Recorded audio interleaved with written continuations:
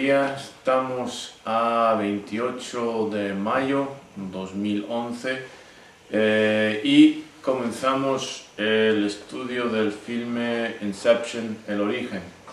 Buenos días. Buenos días, Joey.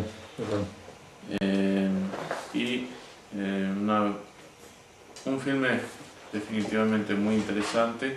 Estamos en la serie La condición existencial humana, imaginación, identidad y realidad, dentro de nuestro programa Cine con Sabiduría. Es la tercera película, no la cuarta de esta serie. La primera era Peaceful Warrior, la segunda Matrix, la tercera Blade Runner. Y comenzamos con este Origen. Y en nuestro cuestionario hay un preámbulo.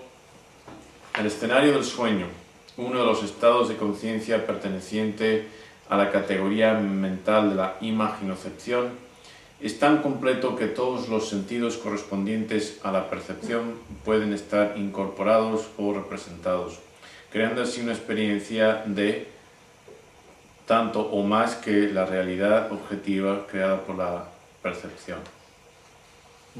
Okay. Se entiende este párrafo inicial, o sea, que el cuestionario para presentar la película. O sea que mentalmente la experiencia que está teniendo el individuo Chodai es tan real como lo comenta usted, a como si estuviera despierto, lo que está sintiendo, las sensaciones, las emociones, aunque están ocurriendo en el sueño, son igual de reales como si estuviese despierto. Pues hay que comenzar, si nos acordamos de la película Matrix, cual Morfeo le pregunta a Neo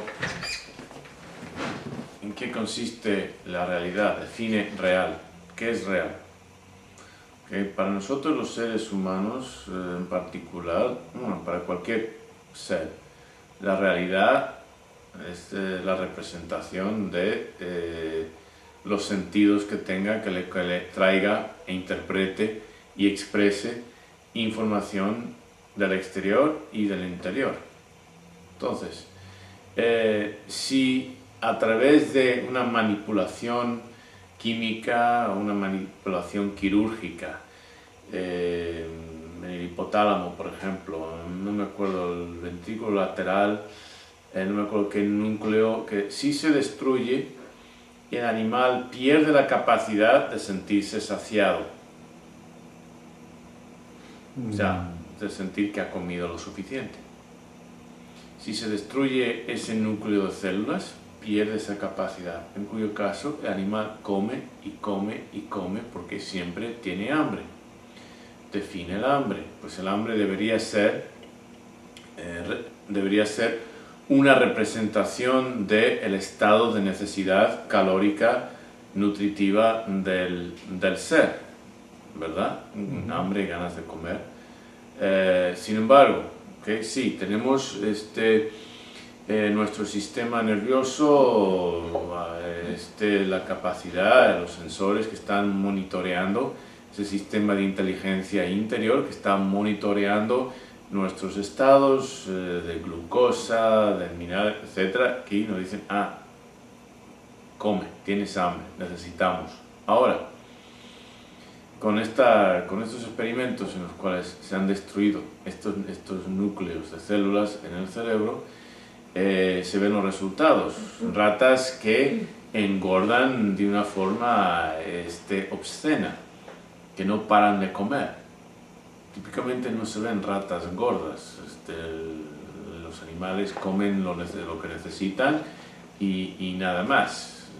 Hay un equilibrio, están en equilibrio entre su gasto calórico y sus necesidades y lo que consumen, para mantenerse casi siempre pues, en un estado de condición física óptima. Ahora, entonces, ¿cómo saben ¿Cómo tienen la sensación de hambre? Pues porque, como dije, el sistema nervioso tiene esa capacidad de monitorear esos sensores de cuáles son las necesidades y mandan la señal al cerebro que experimentamos en el mente consciente de como hambre. ¿Okay? Pero eso se puede distorsionar. Hay sustancias que uno puede comprar, más o menos a veces están restringidas o limitadas en el mercado, que quitan el hambre o que enmascaran de alguna forma la sensación de hambre para perder peso. No me acuerdo una en particular, análoga a la anfetamina, no me acuerdo cómo se llama, muy popular durante los 90, principios de los 2000. Pero bueno, entonces se puede distorsionar. Entonces, ¿cuál es la realidad para esa rata que tiene ese daño en esas células? La realidad es que tiene hambre. Es lo que experimenta, hambre. Entonces, la realidad para los seres vivos es lo que se representa, lo que queda representado para ellos. Eso viene a ser su realidad. La realidad de un mosquito se capta en el infrarrojo. El cálculo diferencial, la bolsa de valores, el tsunami que arrasó Japón, no forma parte de la realidad del mosquito. Que hayamos llegado a la luna, que vengan extraterrestres a invadir, eso no forma parte de la realidad del mosquito. La realidad del mosquito se capta en infrarrojo. ¿Hay donde comer o no? Nos están tratando de matar, evadimos. O sea, es en función de la representación en su sistema nervioso. Para los seres humanos la realidad se complica, porque no solamente es cuestión de nuestros sistemas sensoriales, la percepción a percepción. ¿Okay? Para las personas que no han tomado otros de nuestros programas, voy a hablar brevemente acerca de imaginocepción, percepción, apercepción, etc. El cuerpo tiene ciertos sensores, se llaman sentidos, que captan. Su función es captar información del exterior y del interior y enviarlo hasta que llegue al sistema nervioso central para que sea interpretado. Entonces podemos pensar en cómo los ingleses, sistemas de inteligencia inglés tienen MI5 y MI6. Y no me acuerdo si MI5 es para asuntos interiores y MI6 es para espionaje exterior o viceversa, pero el cuerpo tiene esa misma organización, tiene exterocepción, ¿okay? Los sentidos que se ocupan de obtener información del exterior del cuerpo, exterior del sistema nervioso central, por ejemplo el oído, la sensación del calor, del frío, la vista, el gusto, el tacto, o sea, hay muchos más de 5. Entonces también hay propiocepción, los sentidos el sistema que se ocupa de monitorear niveles de azúcar, el oxígeno, hay que respirar, etc. ¿Okay?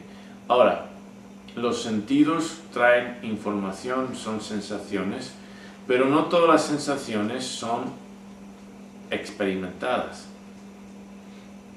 O sea, no todas son percibidas. Hay una diferencia entre sensación y percepción.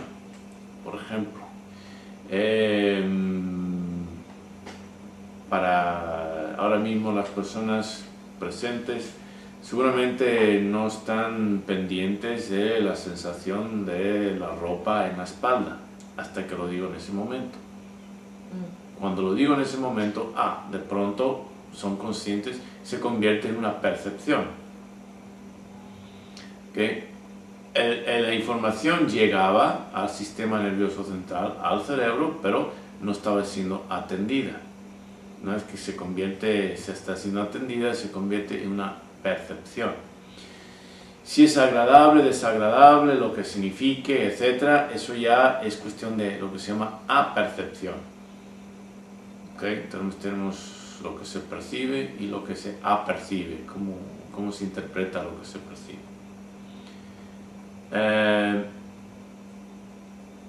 El cerebro humano en particular tiene una capacidad asombrosa de crear el equivalente a la percepción independiente de información sensorial.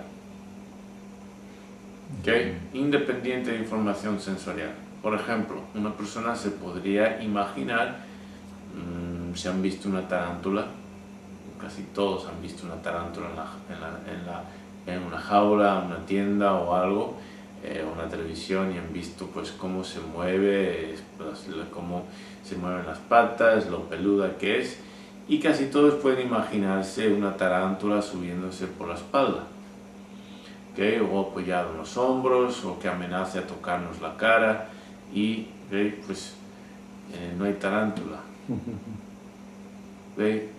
Pero esa sensación, entre comillas, viene a ser una imaginocepción. El cerebro lo ha creado.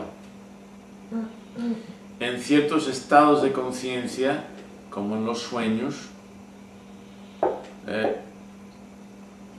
el cerebro está creando, casi independiente por completo del mundo sensorial, toda una serie de experiencias. Pues esas experiencias pueden ser tan vivaces, tan reales, como cuando está despierto y está percibiendo. De ahí que podemos tener sueños, más bien pesadillas que nos asustan, nos entristecen, etc. Y no nos damos cuenta ni siquiera de que estamos soñando. El darse cuenta de que uno está soñando es otro tipo de sueño. Es un sueño lúcido. Y se distingue del sueño normal, hay cierta activación de partes del cerebro que nos da la conciencia de que estamos soñando y podemos controlar con nuestra voluntad el paisaje del sueño, hasta cierto punto los imaginarios, etc. Podemos retomar una autonomía, un control voluntario de la expresión del sueño. Es un estado de conciencia. Pero sigue siendo el caso en que las experiencias están siendo creadas por el cerebro para el cerebro, independiente de información sensorial. Para nosotros, esa dimensión de nuestra experiencia es mucho más importante que la percepción, porque somos animales de cultura, somos animales de historia, somos animales de planeamiento, planificación en el futuro. Vivimos, existimos primordialmente fuera del aquí y del ahora. Fuera del aquí y del ahora. Los sentidos nos ponen en contacto directo con el aquí y el ahora.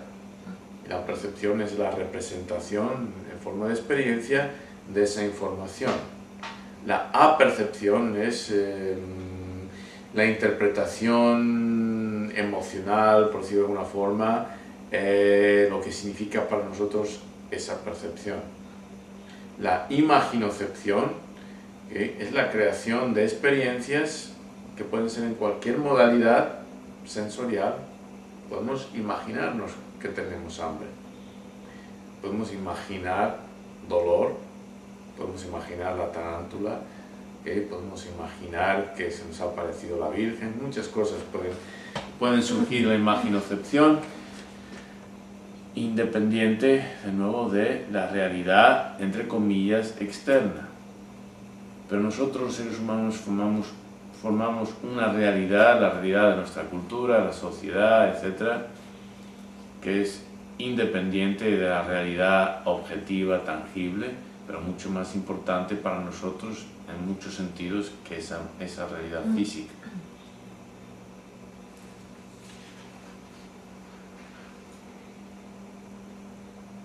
¿Alguna pregunta o comentario al respecto?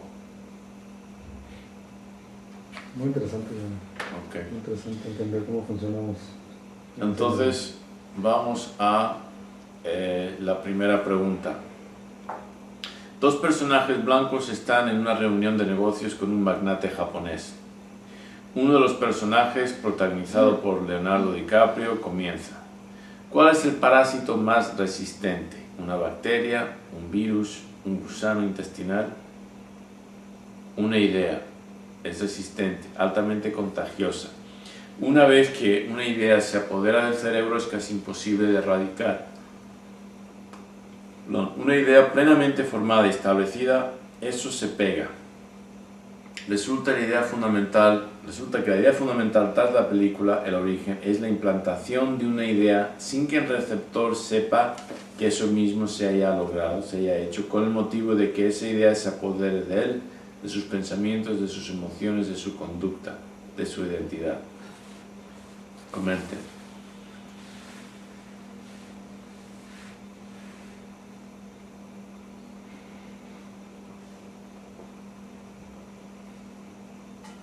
Creo que sí tiene mucho de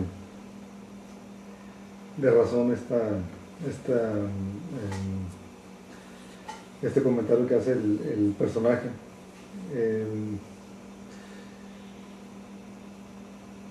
Y lo miramos mucho en la gente, ¿no? Ciertas creencias que están implantadas en la persona, que uno cuando ve a esta persona y lo ve desde fuera, uno puede decir cómo es posible que crea en cierta cosa o que tenga esta idea de que esto es así, ¿no? Pero para la persona eso es tan real y se ve mucho, por ejemplo, en la religión, ¿no? en las creencias religiosas. La religión se basa en eso. Se basa en eso. De hecho, anteriormente comentaba que la imagenocepción y tener la experiencia de tener contacto con mencionó usted con la Virgen, ¿no? Pero ¿cuántos personajes que han tenido contactos con supuestos santos, ángeles, etcétera, etcétera? Y bueno, caigo en cuenta cómo esta capacidad de la imagenocepción hace que para la gente sea real eso que está viviendo, ¿no? Pero, Chodai, las ideas implantadas y tomadas como verdades, y organizar la vida de acuerdo a esas verdades de esas ideas implantadas, de esas ideas, exactamente. Pues es lo más común. Es lo más común, o sea, toda la gente tiene ciertas ideas que las toman como verdades y organizan su vida de acuerdo a ellos, no nomás religiosas, también en su forma de ser, de conducirse. Sí, es cierto. Y lo interesante es que son tomadas como real. Vuelvo a conectar con el ejemplo que ponía del mosquito.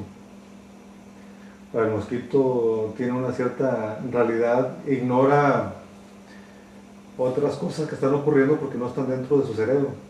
Como no está siendo testigo o no está siendo expuesto a esas otras experiencias que están ocurriendo en alguna otra parte de la ciudad, pues no es la realidad de él, no existe para él.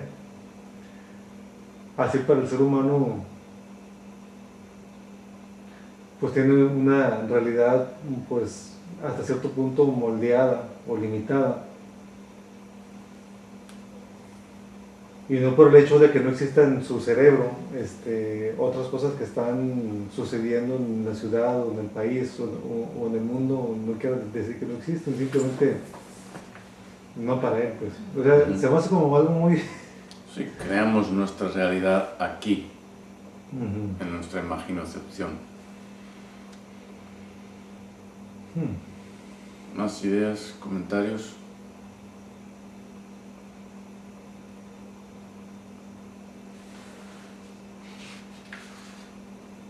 No, nada más es una idea resistente, o sea que sí es ¿Qué tan resistente es una idea? Ya viéndolo así, ya más como la pregunta. ¿Qué tan resistente? El demonio es una idea, ¿no?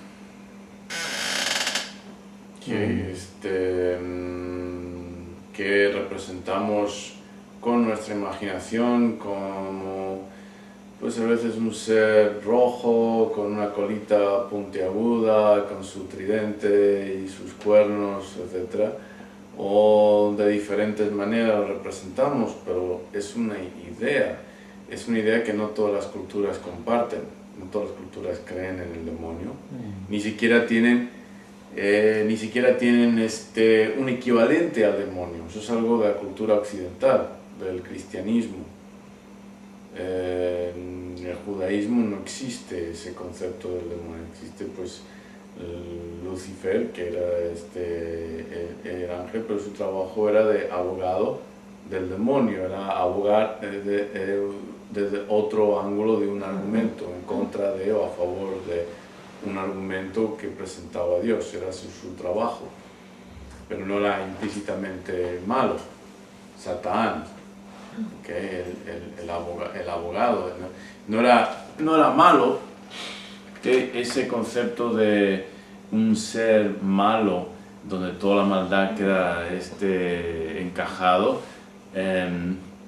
eso en realidad nos viene del zoroastronismo, de la religión que se desarrolló en Persia, que habían dos dioses, uno bueno, Mazda, si me acuerdo bien, y uno malo.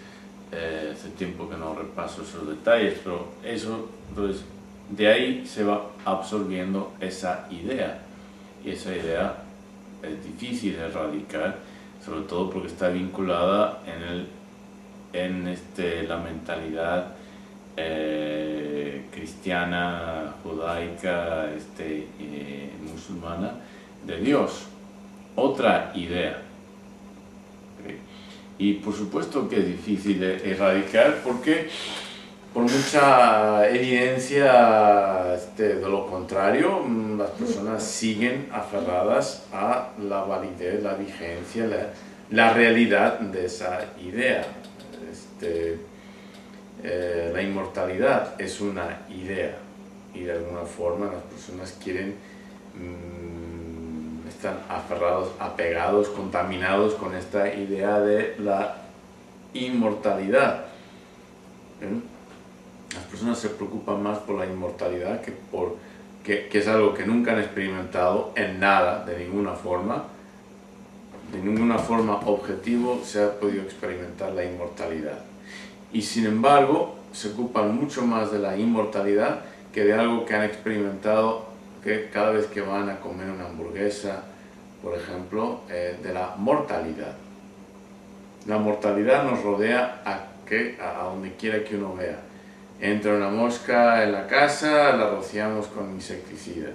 Vemos una araña trepando por la pared, la aplastamos con un periódico, etc. La matamos. La mortalidad es algo que sí experimentamos y sin embargo estamos apegados patológicamente a la idea de la inmortalidad, a pesar de que nunca la hemos experimentado y todo lo que hemos experimentado en cuanto a los seres vivos es lo contrario, se opone a.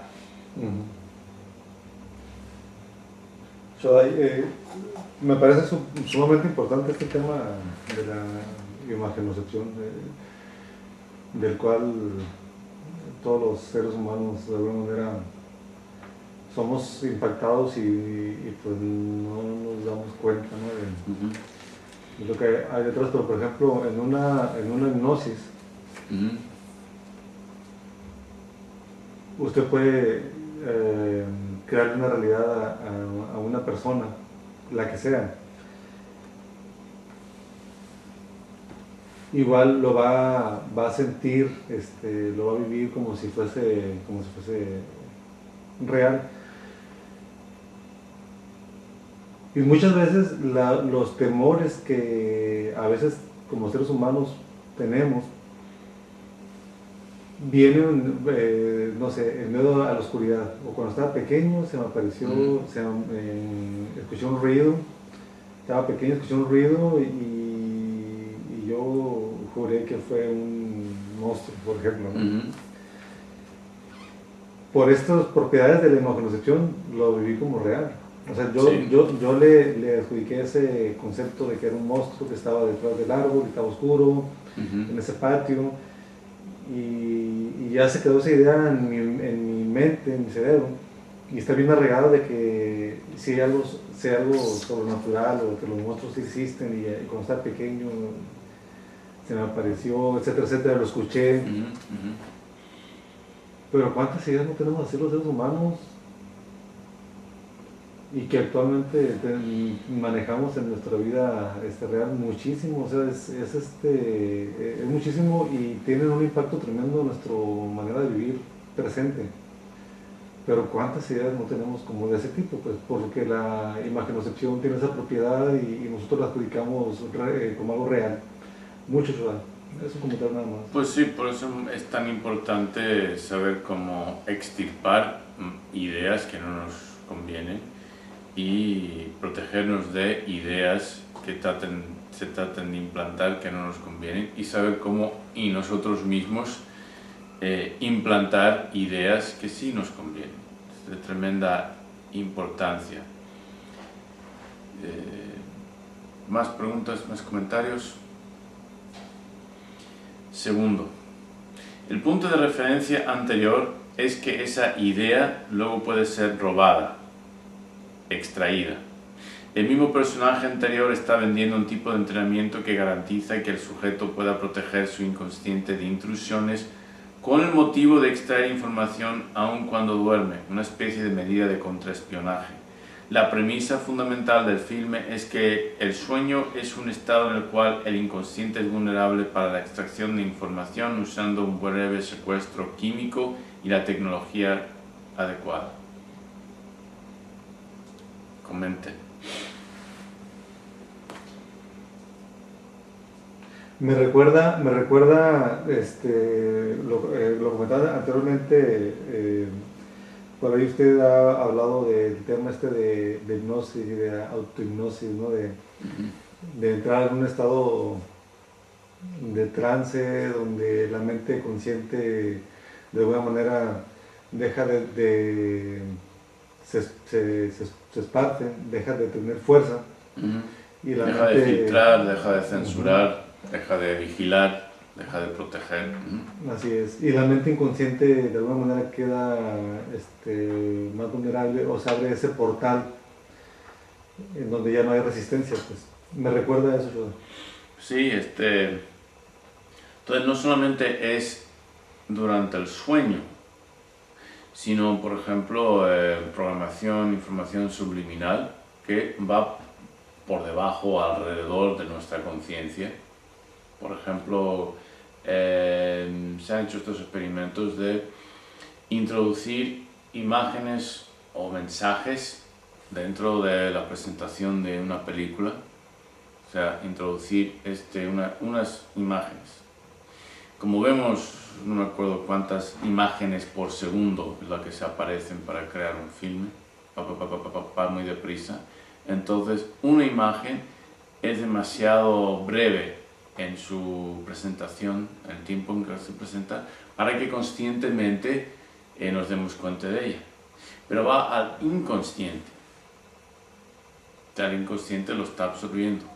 Y en el caso de estos experimentos se demostró que las personas quedaban afectadas por eso, aunque no veían de un punto de vista consciente, pero inconscientemente sí lo veían y sí quedaba arraigada esa idea y operaban de acuerdo a ella. En concreto, uno de los experimentos tiene que ver con estar en una película, están poniendo las presentaciones, los cortos de otras películas, y habían introducido imágenes de palomitas, ¿okay? De refrescos, mensajes de tienes hambre, etc.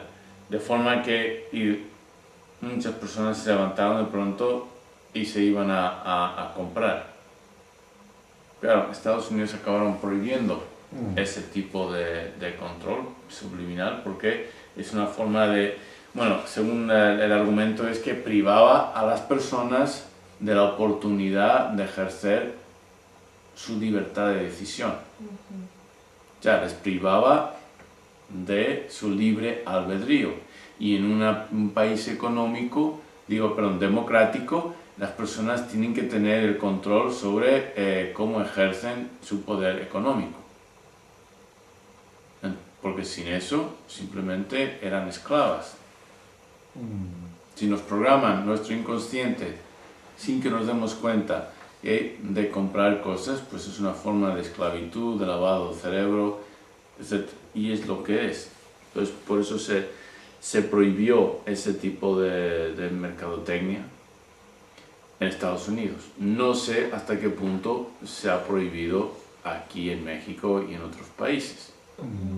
Pero el punto es que no solamente el sueño, cuando uno está, por ejemplo, viendo una película, está en una especie de trance. Cualquier momento en que tienes tu atención fija en algo, a través después de cierto tiempo, estás en un estado de trance ligero. Por eso, las imágenes que nos presentan causan el efecto emocional que muchas veces causan. No es lo mismo ver el noticiero, las noticias de un evento trágico, que estar en el cine, sentados, todos más a oscuras, fijados en la pantalla, la atención, pasa cierto tiempo y de pronto nos pueden presentar el mismo evento, la niña se muere, el papá no sé qué, tal, mismo evento que podemos haber visto en un noticiero, lo vemos y de pronto reaccionamos emocionalmente a él, porque estamos en un estado de lo que se llamaría conciencia Z por estas ondas de 4 a 7 hercios que se manifiestan en el electroencefalograma, que por cierto el sueño es un estado de conciencia Z.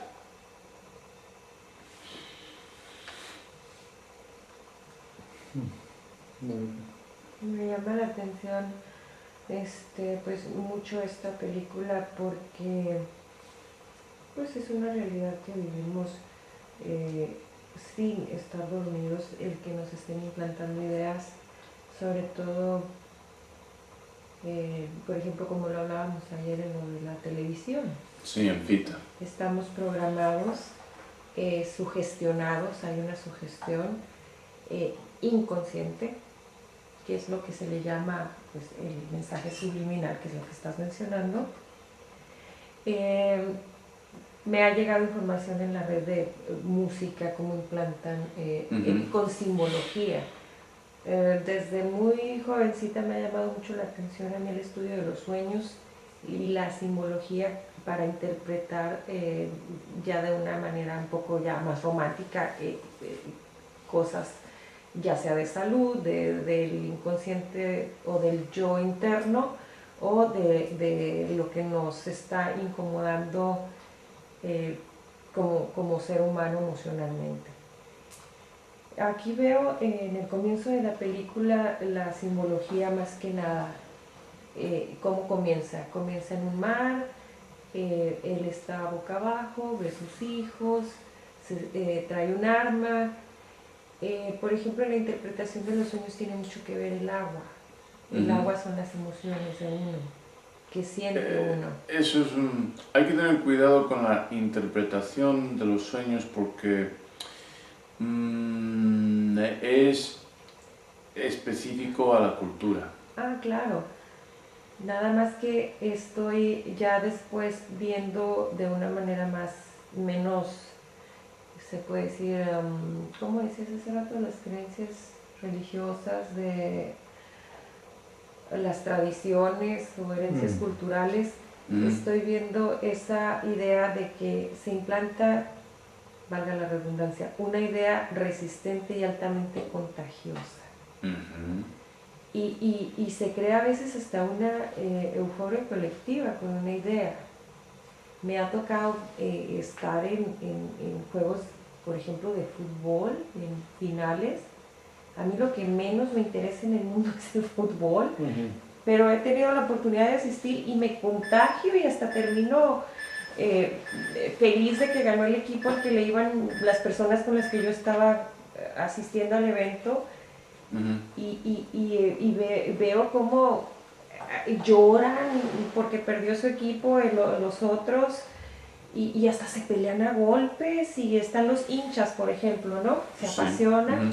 Entonces es una idea implantada ya en masas. Pues es la idea de, bueno, es la identificación, se identifican con el equipo, su identidad se extiende a abarcar el equipo, de forma que hay una identificación, una equivalencia entre el equipo y ellos, sobre todo en el caso de un equipo nacional, de forma que si gana es como si ellos mismos ganaran. Eso es como funciona la imaginocepción. La imaginación permite ese tipo de identificación de uno con un grupo que otros animales no podrían experimentar, pues no tienen esa capacidad mental, cerebral, no tienen ese aspecto desarrollado, esa capacidad desarrollada en su cerebro. Pero es muy fundamental, o sea, la idea de que inconsciente de el equipo gana, yo gano. ¿Okay? Sí, y es toda la implantación de ideas, sobre todo las que son enfocadas a lo comercial o lo político. Sí, si compro X marca, voy a ser superior. Me acuerdo cuando tenía 11 años en Inglaterra. Tenían una colonia para varones, se llamaba High Karate, no sé si pues. Y los comerciales, los anuncios televisados, era de un hombre que abría el frasco, se ponía un poquito e inmediatamente le acosaban mujeres en masa, y él necesitaba su karate para protegerse del asedio pues violentamente apasionado o apasionadamente violento. ¿Y que las iba a golpear a las chicas? Pues tenía que protegerse, porque si no le violaban ahí mismo. No. Entonces, pues yo me acuerdo que insistí que para Navidades ese año me compraran. Tenías 11 años, ¿verdad? 11 años, bueno. Okay. Pero la implantación de esa idea, ¿okay? Pero así es como funciona precisamente la mercadotecnia. Entonces, es interesante la presentación de este filme en ese sentido, porque la religión, la mercadotecnia, todo funciona a base de implantar ideas y, por supuesto, una vez, la necesidad es una idea, una vez que, o sea, la necesidad falsa. El hambre no es una idea, eso es una realidad. Pero la idea de que tenemos que reducir peso, ganar músculo para ser deseables, para ser mejores personas, para amarnos a nosotros, eso es una idea fabricada y nociva. Depende de la cultura también. Sí, pero la idea de que para que yo me pueda amar a mí mismo, para que yo tenga autoestima, tengo que tener más masa muscular o menos grasa corporal o más estatura o tener el pelo de tal color o etcétera, etcétera. Esas son cosas, son ideas, y son ideas nocivas, nos dañan mucho, y son difíciles, tremendamente difíciles de erradicar. Entonces, aquí en un punto número 1, me encanta que él es, aparte de todo, pues me imagino que un científico de que psicología o ciencias neurocognitivas, no sé, un manipulador de la mente. pero me encanta que le está vendiendo su idea para que él se proteja. O sea, es como si yo te vendo una caja fuerte, pero yo me sé la clave, entonces ya no está tan protegida tu bien material o cualquier cosa que desees guardar, resguardar. Más bien está vendiendo un sistema de seguridad para protegerse de ladrones como él. En donde él sí tiene acceso a vulnerar esa seguridad. Pues ese es el punto. Él dice, pues ¿cómo sé yo cómo protegerte? Porque soy el mejor ladrón de ideas. Entonces yo voy a usar mi conocimiento. ¿Y quién lo va a proteger de él? Y vamos a ver cómo encaja todo eso en la película.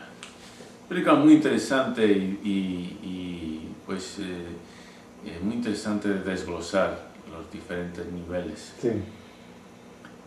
Continuamos entonces. El número 3. El japonés se disculpa y dice que considerará la propuesta.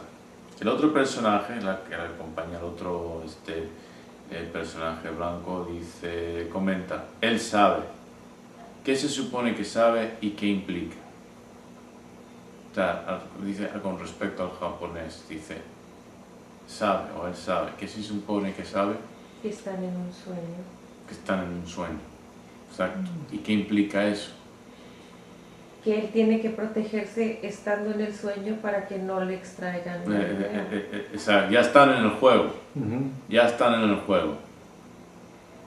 Ya están en el juego. Él ya sabe que están tratando precisamente de robarle y como tú dices, sí, te voy a enseñar. Ajá, sí. El sistema pero para que funcione, lo pueda instalar, me tienes que enseñar dónde están todos tus secretos para que yo pueda ayudarte a protegerlos. O sea, entonces está haciendo vulnerable el japonés si él entrega toda la información. Es parte de aquí del engaño, ¿no? Y la estrategia de Leonardo DiCaprio es, pues, cómo vulnerar esa protección que tiene consciente e inconsciente el japonés, y la forma, pues ya lo mencionan en el sueño, lo hemos mencionado, se crea un estado de vulnerabilidad cuando está uno semi-dormido.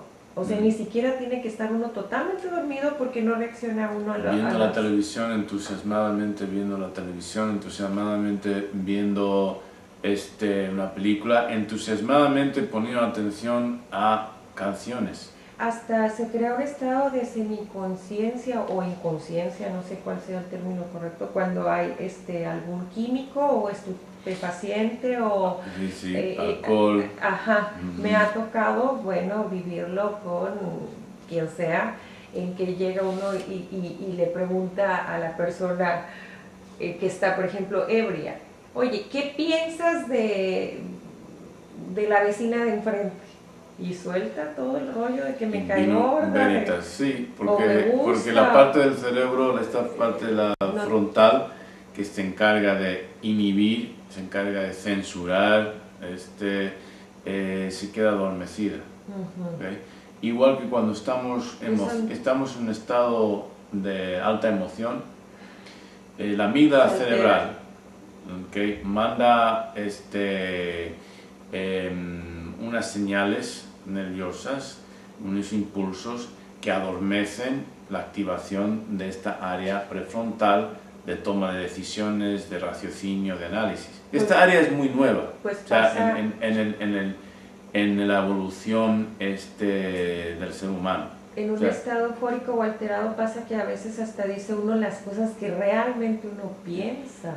Entonces, cuando las personas están enojadas, actúan sin pensar, es el área, por ejemplo, que los adolescentes no acaba de formarse del todo hasta los 23 años.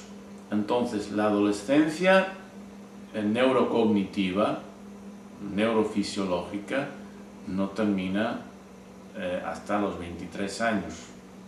Eso es a partir de entonces el cerebro está formado y se puede decir es el cerebro de un adulto. Entonces, la edad legal de 18 años de hacer a las personas responsables por sus actos a los 18 años choca con la realidad fisiológica del ser humano. Esos 5 años, ¿okay?, en los cuales pues, hay mucha delincuencia, en parte ¿por qué? Pues porque no estamos capacitados del todo para controlar nuestros impulsos. Esa es la parte que controla nuestros impulsos. Y entre otras cosas se desarrolla durante la infancia con disciplina, aprendiendo a controlar aprendiendo a controlar nuestros impulsos, a inhibir impulsos. También son respuestas, comentarios, etc. Continuamos. Número 4. Es el principio del filme y 2 escenarios se desenvuelven simultáneamente. Uno en el que 2 de los personajes principales que acaban de entrevistar el magnate japonés están en un palacio que empieza a temblar, y otro en el cual los mismos 2 personajes están dormidos en una silla, y mientras por fuera en las calles hay un tumulto, las calles están alborotándose, creando un gran disturbio. Okay, entonces por una parte están esos personajes con el magnate japonés en el palacio, y el palacio empieza a temblar. Simultáneamente esos mismos 2 personajes están dormidos, sentados en una silla en la calle, fuera de donde están sentados, de la habitación donde están sentados. Un tumulto está alborotándose y creando un gran disturbio, están quemando un coche, etc. Expliquen, ¿cuál es la relación entre las explosiones violentas en las escenas del tumulto y el terremoto en la escena del palacio japonés? Ahí se me sale la idea un poco, se supone que es la realidad, que ya están dormidos el japonés y Leonardo DiCaprio y su ayudante. Y los está cuidando el que es el arquitecto, decorador, no sé qué. Pero no le veo mucha relación a lo de las explosiones y se supone que son reales. Ok, bien, ahí hábilmente el director deliberadamente nos pierde un poquito, más ideas.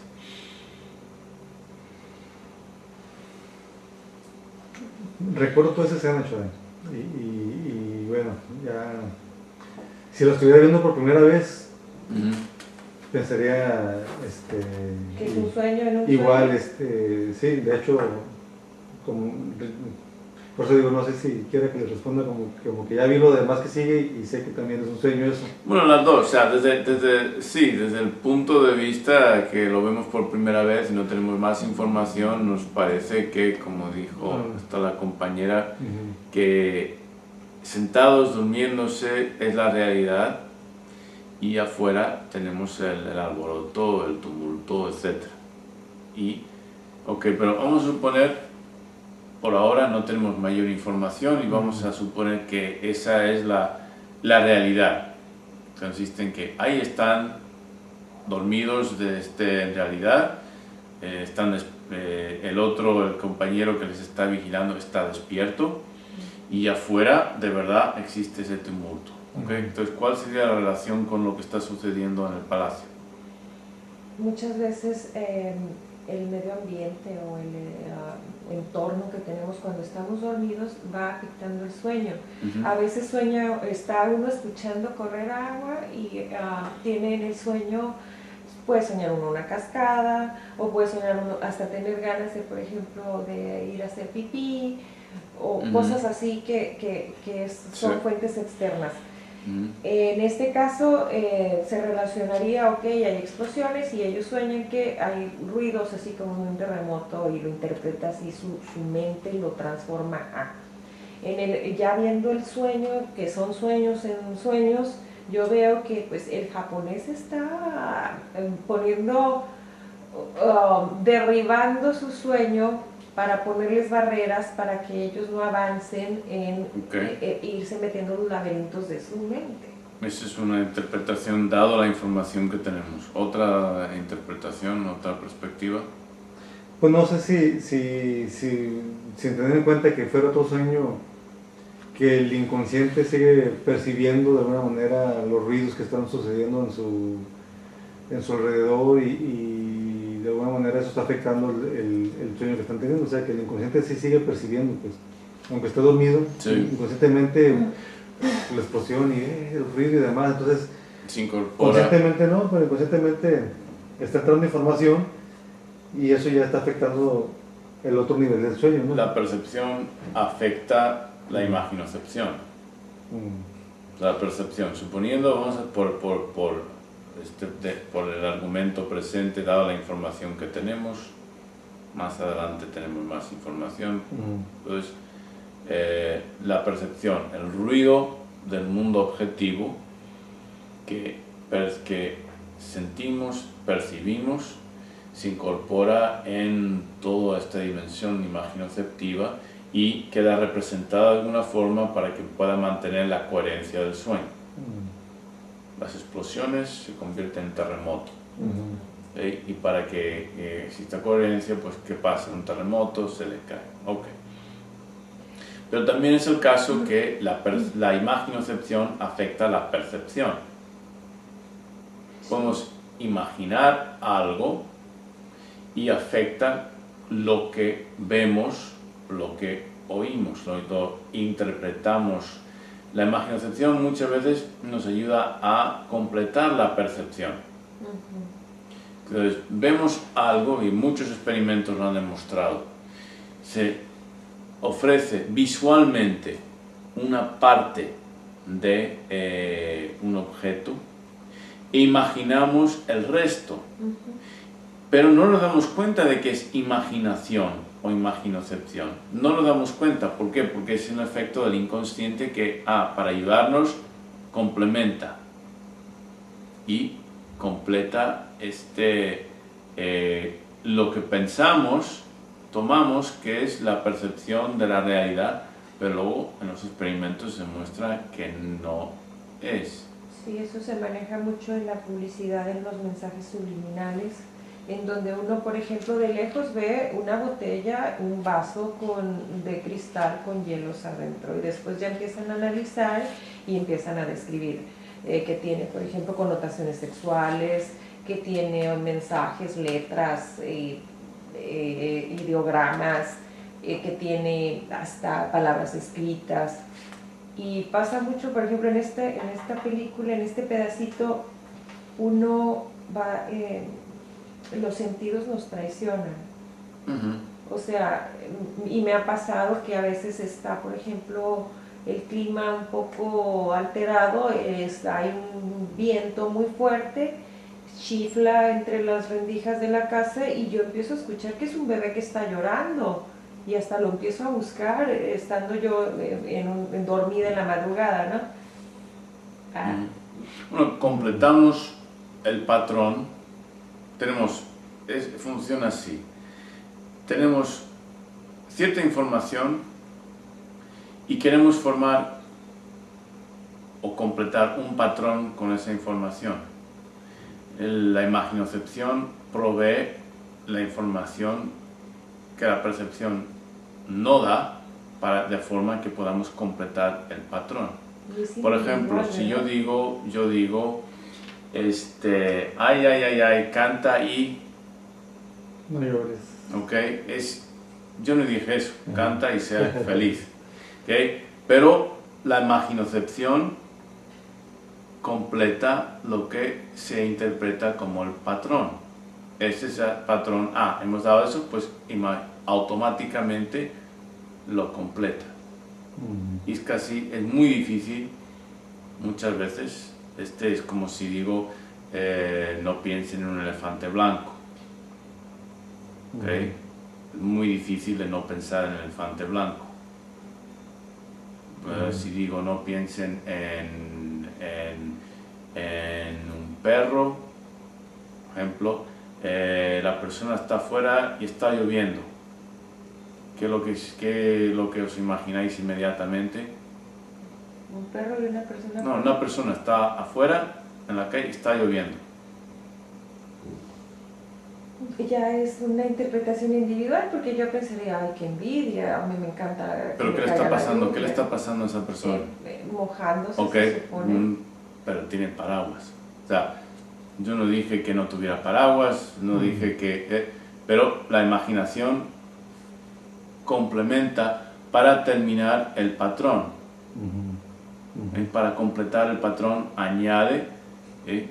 Entonces eso es lo que sucede, es un fenómeno muy bien estudiado, muy bien entendido. Entonces la percepción afecta a la imaginocepción y la imaginocepción afecta a la percepción. Sí, porque los dos se expresan en los mismos lugares del cerebro. La imaginocepción visual y la percepción visual se expresan en los mismos circuitos cerebrales. La imaginocepción auditiva y la percepción auditiva están en los mismos lugares. No tenemos otro complemento de circuitos de redes neuronales dedicados para uno aparte del otro. No, los dos se coexisten en los mismos lugares. Entonces lo que sucede es cuando escuchamos una canción, ay, canta y no llores, escuchamos, y lo oímos en nuestra cabeza. Hasta la música ya se viene... Las mismas áreas del cerebro están activadas, idénticas. ¿En todos los humanos? Sí, en cada ser humano. Oírlo y imaginar que lo estamos oyendo ocupan los mismos centros cerebrales. Pero la percepción puede ser diferente en cada uno. No, lo que quiero decir es que la representación de un sonido se establece en la corteza auditiva, en el lóbulo temporal. Okay. Si imaginamos ese sonido, las mismas áreas están activadas. Okay. Ver algo, imaginar ver algo y soñarlo, las mismas áreas del cerebro están activadas para crear esa experiencia.